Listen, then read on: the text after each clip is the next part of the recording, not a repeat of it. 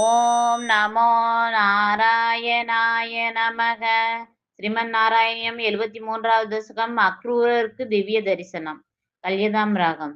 நிசமய்யதவாதயான வார்த்தாம் பிரசமார்த்தா பசுபால பாலிகாஸ்தா கிமிதம் கிமிதம் கதம் விதிமா சமவேதா பரிதேவிதான்ய குர்வன் கருணாநிதிரேசநந்த சூனுகு கதமஸ்மாம் विसृजेत् अनन्यकनादा पदन किमु दैवमेवमासीत् इति दास्वत्कदमानसाभिलेभुगु सरमब्रकरेभिरधिष्ठमानः सकभित्रा निजमित्रमण्डलैः परिदाबपरं निदम्बिनीनां समयिष्यन् वियमुस सखायमेकम् असिरादुभयामि सन्निधिं वो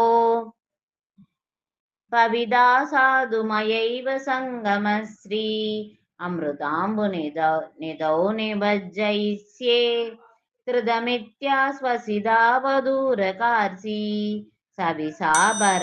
सविसादभरं सयाज्ञमुच्चैः अधिदूरं वनिताभिरीष्यमान मृदुर्दत्तिसीबाधयन्न सबलो क्रूररथेन निर्गतो भुग् अनसा बहुलेन वल्लभानां मनसा सानुकदोदवल्लभानां वनमार्तमृगं विसन्नवृषं समदीदो यमुनादडीमयासि नियमाय निमज्य वारिणि त्वाम् अभिवीस्यादरदेभिगान्धिनेय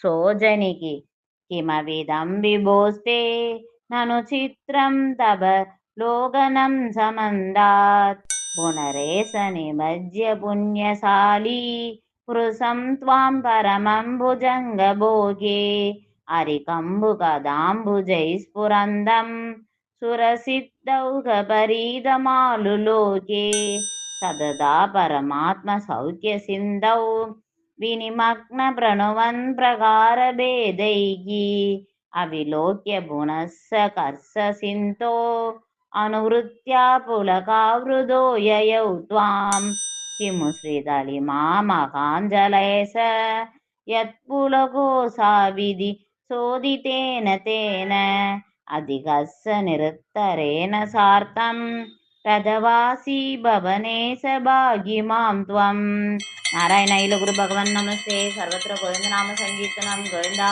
गोविंदा श्री हरये नमः।